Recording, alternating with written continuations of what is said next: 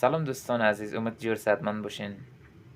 امروز یک ویدیو براتون آوردم، مخصوصا کسایی که ورزشکار است و زیاد پروتئین استفاده میکنن، مکمل‌های خیلی هم عالی.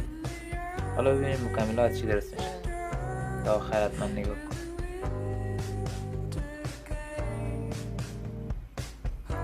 چی هست؟ معلوم نمیشه.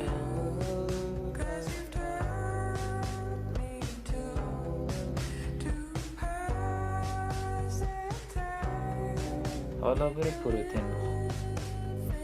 ویدیو رو تا آخر ببینید دلت بد میشه.